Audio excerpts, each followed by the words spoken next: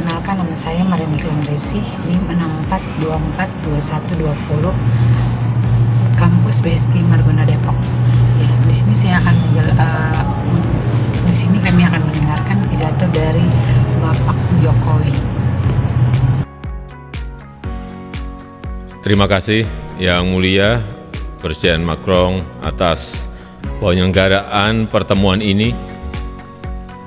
Sebagai negara kepulauan terbesar di dunia, lingkungan laut yang sehat adalah kunci keberlanjutan pembangunan Indonesia.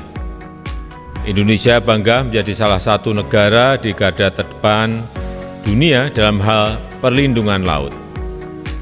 Kami memiliki komitmen mencapai target kawasan konservasi perarian laut seluas 32,5 juta hektar pada tahun 2030. Sampai dengan tahun 2021, kami telah berhasil mencapai seluas 28,1 juta hektar atau 86,5%. Kami optimis komitmen kami di tahun 2030 bisa terpenuhi. Kami juga berkomitmen untuk mengurangi 70% sampah plastik laut pada tahun 2025. Berbagai upaya terus dijalankan, mulai dari rencana aksi penanganan sampah plastik laut, hingga pembangunan pembangkit listrik berbahan baku sampah yang mengkonversi 1.000 ton sampah per hari menjadi 10 megawatt listrik. Ekosistem mangrove juga menjadi perhatian kami. Kami mentargetkan rehabilitasi mangrove seluas 600.000 hektar hingga tahun 2024. Kami yakin semua upaya ini tidak hanya berdampak pada kelestarian lingkungan laut dan pembangunan berkelanjutan, namun juga pada perubahan iklim. Pada COP26 tahun yang lalu, bersama negara-negara Archipelagic and Island State Forum, Indonesia menyerukan pentingnya keterkaitan antara laut dan perubahan iklim. Indonesia yakin dengan dukungan internasional, negara-negara kepulauan dan negara-negara pulau kecil dapat menjadi bagian dari solusi. Para pemimpin, pengelolaan lingkungan laut perlu ditempatkan dalam dimensi pembangunan berkelanjutan dan menjadi bagian untuk mendukung pemulihan ekonomi dari dampak pandemi.